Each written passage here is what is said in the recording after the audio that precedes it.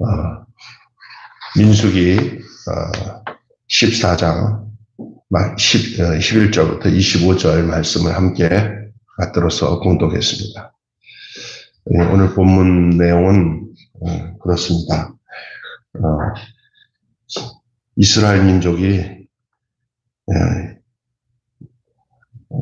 세상 말로는 대책이 안 되는, 하나님께서는 이스라엘 민족을 데리고는 당신이 원하시는 뜻대로 갈 수 없다, 그렇게 판단하실 수밖에 없는 상황에 도달했습니다. 그래서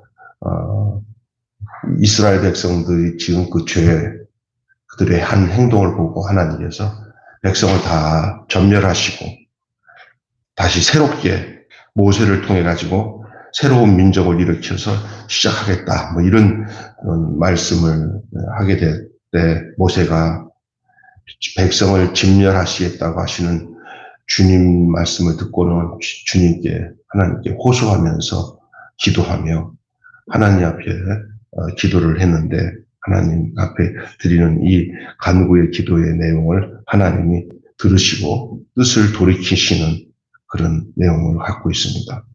우리 하나님은 우리가 어떤 환경에 있더라면 우리의 사정을 그대로 고하고 당신의 그 명성과 그 영광을 위해서 간구하고 기도하면 하나님은 그 마음을 돌이키시고 그 간구하는 기도의 내용을 응답하시는 하나님이신 줄로 믿습니다. 오늘 그러한 내용을 통해서 저와 여러분이 함께 깊은 내용을 좀 나눌 내용은 다시 광야라는 제목으로 함께 은혜를 나누겠습니다. 주님은 이스라엘을 진멸하고 모세를 통해 크고 힘센 나라를 일으키시겠다고 오늘 11절, 12절에 말씀하고 있습니다. 이 모세는 그의 그 명예와 자비를 호소하며 중보 기도를 올려드립니다. 애굽과 가나안 사람들이 자신이 구원한 백성을 자신의 손으로 죽였다고 주님을 조롱하고, 그럼 어떻게 하겠냐고 하고 우리가 주님을 설득하는 겁니다. 여러분, 이런 얘기가 있어요. 기도는 하나님 앞에 하나님을 설득하는 거예요. 따라서 합시다. 기도는 좀 어줍지 않긴 하지만, 잘 들어보세요. 기도는 좀 어줍지 않긴 하지만 내 입장에서 내가 아는 대로, 그러나 그것이 옳든 그렇든 하나님 앞에, 하나님 이러시면 안 돼요, 이거 좀 바꿔주세요 하고 하나님을 설득하는 거예요. 근데 하나님 그것을 나빠하지 않고 좋아하세요.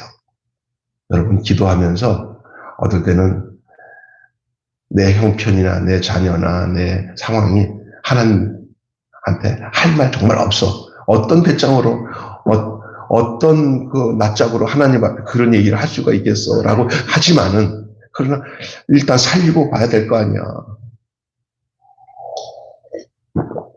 그래서 하나님 앞에, 하나님 좀 사정 좀 봐주셔, 좀 이거 한번 뒤집어 놓으면 하나님도 탓 있어. 하나님도 나중에 왜 우리를 다 애굽에서 인도해냈는데 아무리 우리들이 잘못했다 하더라도 이 와중에 하나님께서 이 나라 이 백성을 다 멸하고 없애버린다면은 이방신들 믿는 그 이방인들이 볼 때 어떻게 생각하겠어. 하나님 제발 날 봐서 좀 살려주세요 하고 모세가 그렇게 얘기하는 거예요. 우리가 어떨 때 이런 경우들 뭐 텔레비 같은 데서 본 적도 있고 실제도 본 적이 있겠지만, 자녀가 잘못해가지고 경찰서에 끌려갔어. 그러면 부모가 그냥 싹싹 빌면서 날 봐서 좀 봐주셔. 아이고 우리 같은 종씨 아니요, 일가 아니요, 좀 봐주셔. 뭐 소장한테 막 그러면서 막 그러면, 아이고 아줌마 이거 안 돼 이거. 아이고 살려줘. 그러다가 내가 아줌마 보고 여러 개까지는 해드릴 테니까 아주 조심하라고 하시오. 그러면서 풀어주잖아요. 지금 입장이 사실은 하나님이 이스라엘 백성 인도했어요. 그잖아요. 그래서 여기까지 왔는데 하는 짓거리마다 지금 이스라엘 백성들이 늘 고맙습니다. 감사합니다. 그렇게 살아도 저희도 부족할 텐데 조금만 뭐하면 불평하면서 애굽으로 돌아갈게요. 애굽으로 돌아갈게요. 아이고 모세 못됐어. 아주 또 요만큼 해주면 더 해달라고 그러고 조금은 더 해달라고. 끝이 없어요. 하나님 보실 때 이놈의 자식들이 근성이 잘못됐네. 이거는 바닥부터 잘못됐네. 이거 완전히 끝장내자. 하나님 그렇게까지 결정할 정도가 돼버렸어요. 그래서 모세에게 그렇게 하겠다고 얘기를 하니까 모세가 그냥 조금 전까지는 자기를 위해서는 그렇게 기도 안 해요. 모세가.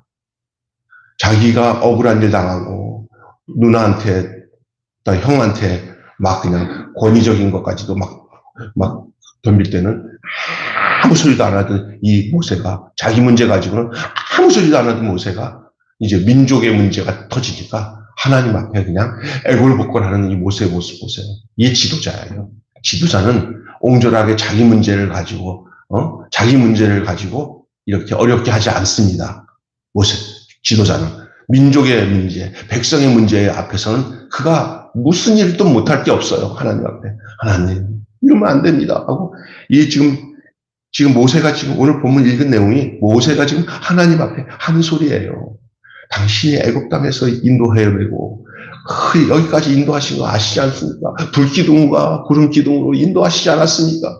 이 와중에 이 백성들이 여기서 다 멸망했다 했을 때 다른 사람들이 볼 때 아이고 애굽 땅에서 인도해가지고 저 가나안 땅으로 인도하던 그 여호와 신이 지 백성들을 다 죽여버리고 저게 끝장을 냈다 하면 어떻게 되겠습니까? 그 당신의 명성이 누가 되는 겁니다. 이건 안 됩니다. 절대 안 됩니다. 모세 얘기를 들어보니까 하나님이 모르시고 그렇게 한 건 아닌데 아마 모세의 마음을 떠보신 것 같아요. 이 모세가 어떻게 반응하나, 이 지도자가 어떻게 이 일에 대해서 책임지고 반응하나 그걸 보시려고 했던 것 같아요. 하나님은 그 얘기를 다 들으시고 모세 기도를 들으시고 오늘 그것에 대해서 이제 모세의 기도를 응답해 주세요. 그래서 이제 허물을 용서하신다. 그리고 모세는 이렇게 얘기합니다. 당신은 노하기를 더디하시고 사랑이 넘치고 죄와 허물을 용서하신다. 이런 말씀대로 백성의 많은 죄를 용서해 주시라고 하나님 앞에 간청을 합니다. 이게 18절, 19절의 내용이고요. 그래서 하나님은 주님 백성을 용서하여 심판하지 않겠다고 하시는 게 20절 말씀인데 한번 20절, 18절, 19절, 20절 한번 읽어보고 또 넘어갑시다. 시작. 여호와는 노하기를 더디하시고 인자가 많아 죄악과 허물을 사하시난 형벌을 받을 자는 결단코 사하지 아니하시고 아버지와 죄악을 자식에게 갚아 3, 4대까지 이르게 하리라 하셨나이다. 구하옵나니 주의 인자의 광대하심을 따라 이 백성의 죄악을 사하시되 애굽으로부터 지금까지 이 백성을 사하신 것 같이 사하옵소서. 여호와께서 이르시되 내가 내 말대로 사하리라. 우리 하나님이 모세의 기도를 들으셔서 그래 그러면 내가 네 기도를 듣고 보니까 내가 네 말대로 해주마. 그런데 이제 중요한 게 21절 말씀이에요. 21절 한번 읽어보고 내가 설명해 드릴게요. 시작. 그러나 진실로 내가 살아있는 것과 여호와의 영광이 온 세계에 충만한 것을 두고 맹세하노니 내 영광과 애굽과 광야에서 행한 내 이적을 보고서도 이같이 10번이나 나를 시험하고 내 목소리를 청정하지 아니한 그 사람들은 내가 그들의 조상에게 맹세한 땅을 결탄코 보지 못할 것이요 또 나를 멸시하는 사람은 한 사람도 그것을 보지 못하리라. 지금 당장 이 백성을 멸망하지는 않겠다. 너의 간구의 기도를 들고 보니까 내가 내 그 성품, 내 속성상 너가 나를 잘 아는구나 하는 너의 기도를 듣고 용서하자. 그러나 한 가지 기억할 것은 지금 이렇게까지 난리를 쳤던 저들은 그 대가를 치를 거다. 그 죄에 대한 죄에 대한 대가는 치르다. 죄는 용서하지만 따라서 합시다. 죄는 용서받지만 대가는 치른다. 우리가 그러니 대가를까지 안 치르려면 뭐 안 짓는 게 좋아요. 죄 안 짓는 게 좋아요. 그러나 예수님 안에서 우리가 하나님께 기도하면은 죄는 용서받을 수 있다고 주님은 말씀하셔요. 그래, 이걸 이용해 먹으면 안 돼요. 왜? 반드시 죄의 대가는 치른단 말이에요. 그래서 여기서 주님은 죄를 벌하지 않은 채 그냥 넘기지 않는 분입니다. 죄를 벌하지 않은 채 넘기지 않는 그 죄가 진 만큼에 대한 대가를 치르면서 우리가 죄를 졌구나. 우리가 정말 잘못했구나. 이러면 안 되는구나. 이 생각을 잊어버리지 않도록 해주신다는 거예요. 그냥 용서받았다고, 당신, 너 그때, 나 용서받았어. 이제는 죄에 대해서 뭐라고, 마음의 양심 같이 받을 거 하나도 없어. 왜? 나는 회개해서 하나님 다 용서했어. 괜찮아. 지난 거 자꾸 들먹이지 마. 나 죄 용서받았으니까 이제 기쁜 사람이야. 나 용서받은 사람이야. 이러면 안 된다는 거예요. 죄에 대한 대가를 치르는 그 마음, 아픈 마음은 절대 끝까지 보존하고 가져가야 그게 죄 용서받은 사람의 마음의 상태인 줄로 믿습니다. 그러면 어떤 사람이야? 그럼 날마다 죄책감 가지고 살아란 말이야?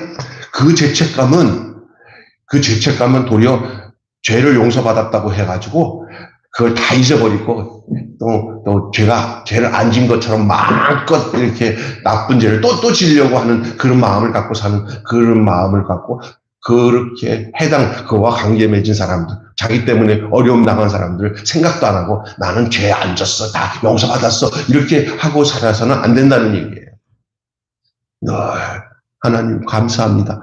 이 감사하는 마음 속에 죄 용서받은 것에 대한 감사하는 마음 속에 다시금 죄를 짓지 말아야 되는 존재로서 사니까 늘 마음에 정말 이렇게 숙연한 마음을 갖고 겸손한 마음을 갖고 언제나 넘어질 수밖에 없으니까 앞으로는 넘어지지 않고 쓰러지지 않고 죄 짓지 않도록 하나님께 도움을 구하는 그런 마음을 가지고 살아야 된다는 얘기예요.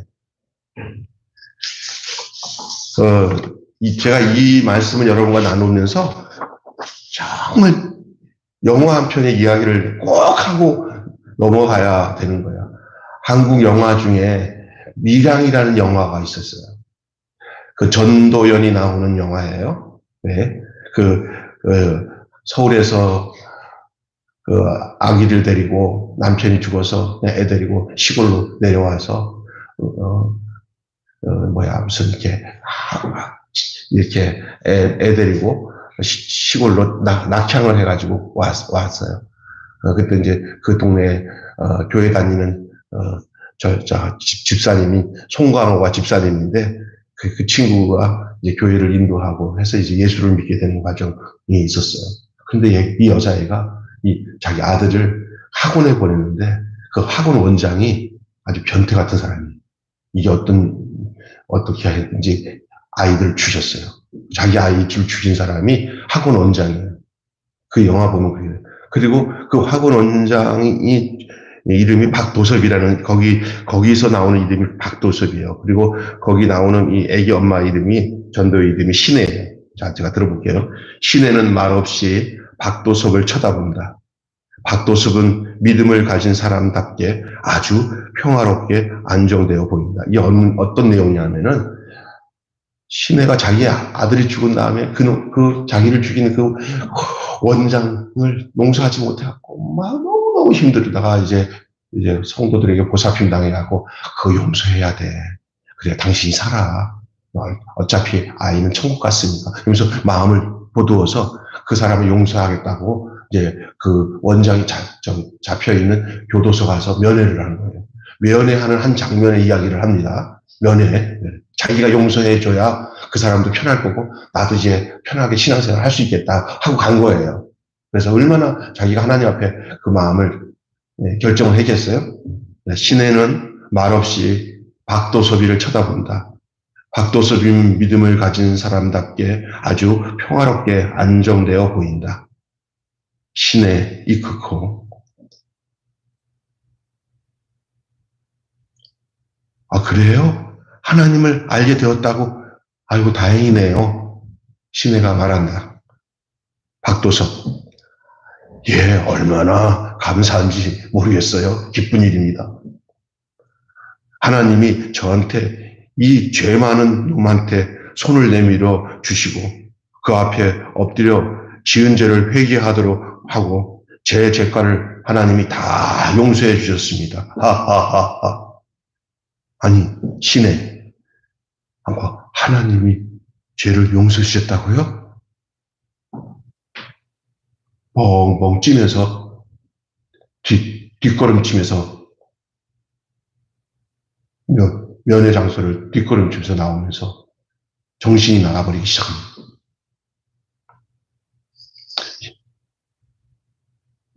예, 눈물로 회개하고 용서받았습니다. 박도섭이가. 그리고 나서 잠도 잘 자고 아침에 일어나자마자 기도하고 하루하루 얼마나 감사한지 모른답니다. 이제 여한이 없습니다. 하나님한테 회개하고 용서를 받으니 이제 편합니다. 하고 가슴에 손을 얹는다. 이게 밀양에 나오는 각본집입니다. 이것 정확한 얘기 같긴 하지만 그 이후에 이 신혜라는 여자는 동네에서 정신병이 걸려서 온갖 범죄를 저지르는 일을 시작합니다. 비상식적으로 신앙생활하는 사람들의 허점들을 다 폭로하는 여자가 됩니다. 여러분, 보통 용서는 상호 쌍방 간에 서로 이루어져야 됩니다. 한쪽이 일방적으로 희생으로도, 한쪽의 일방적인 희생으로도 가능하긴 합니다만, 부모가 자녀를 용서할 때가 바로 그렇죠. 그럴 때는 그럴 수 있어요. 부모는 아직 정신을 차리지 못한 자녀를 용서하죠. 근데 영화 이 밀양에서의 이 살인자 박도섭은 자기 죄에 대해서 누가 용서해 주는 게 아니라 하나님의 이름을 빌미로 자기가 셀프 용서합니다. 자기 셀프 용서. 아기를 유괴해서 죽인 이 박도섭은 아이의 어머니 신의 앞에서 용서를 구하기는커녕 이미 자신은 하나님께 용서받았다고 선언을 합니다. 살인자 이 박도섭이 기독교를 오해하고 왜곡한 것이 무엇이라고 생각하십니까? 살인자 이 박도섭이 기독교를 왜곡하고 오해한 게 뭐라고 생각하십니까? 여러분, 인간의 죄는 하나님의 은총으로 용서받을 수는 있지만 지은 죄에 대한 대가는, 그 벌은 반드시 받아야 하는 그걸 몰랐습니다. 그걸 모를 때 그의 하나님께로 받은 용서도 인정받지 못하는 용서가 될 수 있다는 겁니다. 우리가 여기에서 용서와 화해의 그 사실을 자세히 살펴보십시오. 그 차이를. 용서는 피해자가 가해자에게 하는 것을 이루는 거예요. 가해자 또한 피해자에게 용서를 구하는 것을 할 수 있어요. 그런데 가해자가 용서를 구하지 않을 때는 어떻게 해야 됩니까? 그럴 때도 피해자가 가해자에게 용서함으로써 원망과 그 원망에 대한 그 마음에서 벗어날 수가 있습니다. 이렇듯 여러분, 이 용서는 한쪽 편에 반드시 준비만으로 가능하지 않습니다. 그러나 쌍방 간의 노력과 준비가 요구가 된다는 사실을 오늘 얘기하고 있는 거예요. 그게 오늘 본문의 내용과 이게 엄청 상관이 되어 있는 거예요. 지금 제가 얘기하는 것이 하나님과 이스라엘 민족의 관계에서. 그래서 하나님이 뭐라고 했어요? 저들에 대해서 너희 죄는 용서해 준다. 그러나 그 대가를, 너희들은 대가를 치는데 어디도 못 간다. 너희의 살아생전의 육신을 가지고는 절대로 가나안 땅으로는 들어가지 못한다. 그것이 하나님께서 하신 말씀이십니다. 구원을 여기 죄를 벌하지 않은 채 그냥 넘기지 않는 분, 그것이 하나님이십니다. 그러므로 여러분, 구원을 가볍게 여겨 주님을 모욕한 백성은 한 사람도 약속의 땅을 보지 못한다고 하시고, 다만 믿고 순종한 누구 한 사람, 갈렙. 갈렙. 이 갈렙은 바로 그 땅에서 오로지 하나님 마음에 합한 사람으로서 그가 그 모든 유산을 받게 될 것이다. 자, 24절부터 보세요. 21절부터 다시 한번 보십시다. 자, 요거 읽어보세요. 21절 시작. 그러나 진실로 내가 살아있는 것과 하나님의 영광이 온 세계에 충만한 것을 두고 맹세하노니 내 영광과 애굽과 광야에서 행한 내 이적을 보고서도 이같이 10번이나 나를 시험하고 내 목소리를 청종하지 않은 그 사람들은 내가 그들의 조상에게 맹세한 땅을 결탄코 보지 못할 것이요 또 나를 멸시하는 사람은 한 사람도 그것을 보지 못하리라. 24절. 그러나 내 종 갈렙은 그 마음이 그들과 달라서 나를 온전히 따랐은즉 그가 갔던 땅으로 내가 그를 인도하여 드리니 그의 자손이 그 땅을 차지하리라. 25절. 아말렉인과 가나인이 골짜기에 거주하나니 너희는 내일 돌이켜 홍해 길을 따라 광야로 들어갈지니라. 아멘. 그래서 주님은 이스라엘 백성을 다시 홍해 길을 따라 광야로 인도해요. 이게 무슨 얘기냐면 잘 설명하고 마칠게요. 사실은 이스라엘 백성이 홍해에서 건너가지고 애굽 땅에 가나안 땅 들어가는 것은 40일 동안이면 들어가요. 40일.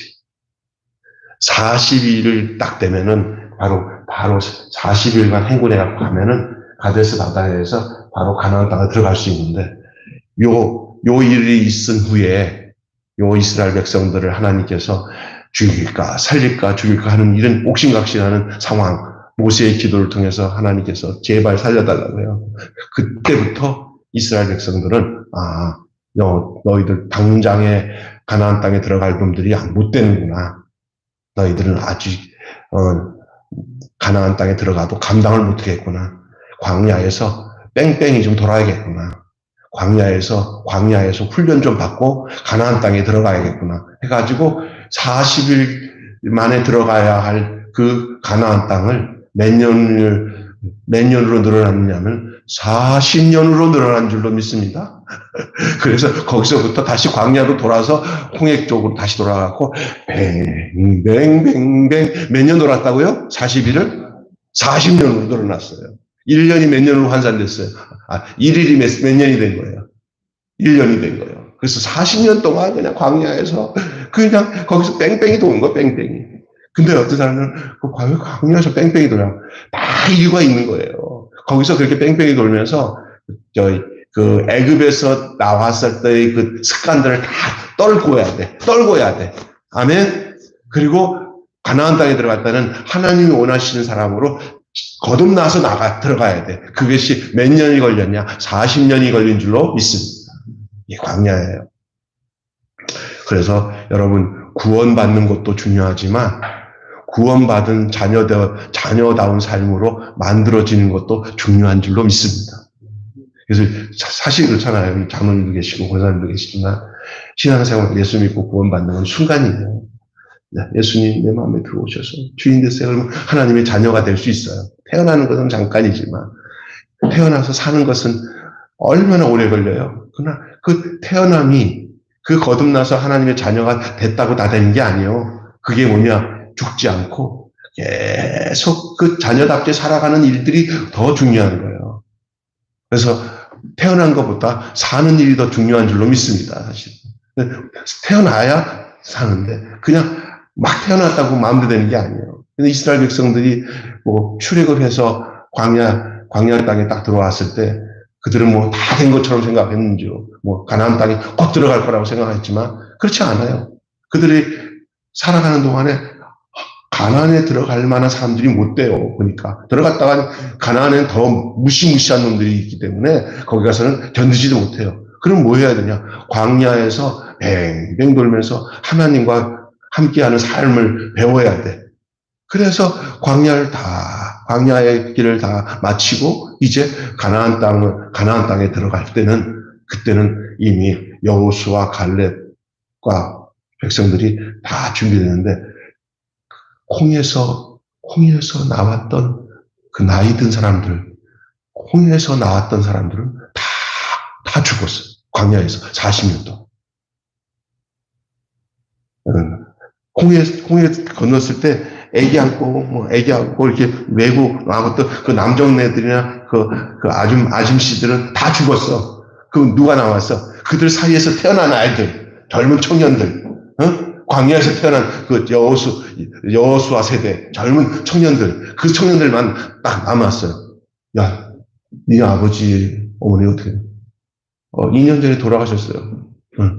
광야는 전부 애굽 땅에서 나온 사람들이 이미 다 광야 생활을 끝나고 죽어버리고 그 사이에서 나온 아이들이 다 이미 2세대 청년이 돼가지고 이제는 이 애굽 땅과는 전혀 상관없이 우리 빨리 광야 들어가야 돼요.